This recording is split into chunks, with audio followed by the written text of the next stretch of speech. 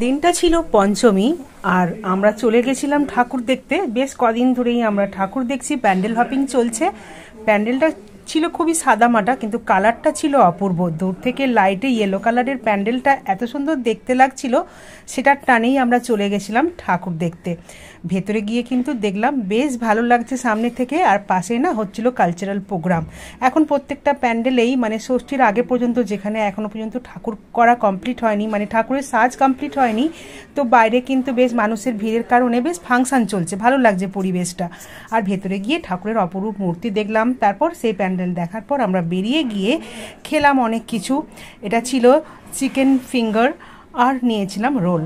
এগুলো ছাড়া তো জমেই না বাইরে যাওয়া। তো চলো, ভালো কাটলো দিনটা। কোনো কিছুই চিরস্থায়ী নয়, সবই পরিবর্তনশীল আর ক্ষণস্থায়ী। তো এই পুজোর কটা দিন কিন্তু আমি চুটিয়ে আনন্দ করি, মন ভরে প্রাণ ভরে। সে ছোট বড় যাই হোক না কেন, যে নামকরাই ঠাকুর, নামকরা প্যান্ডেল দেখতে হবে, আমার কাছে কিন্তু সেসব কিচ্ছু নেই। আমার যেটা সুবিধা হয় দেখতে, যেটা ভালো লাগে, চোখের সামনে ফুটে ওঠে, সেটাই কিন্তু আমি দেখতে চলে যাই। আর এরকমই এই প্যান্ডেলটা ছিল, লাইটের অপূর্ব কারুকাজ ছিল, আর তার মধ্যে ছিল রেড অ্যান্ড হোয়াইট কালারের এই প্যান্ডেলটা। হাইট ছিল কিন্তু বিশাল, আর ভেতরে কিন্তু ঠাকুর মূর্তি প্রতিমাও অপূর্ব ছিল।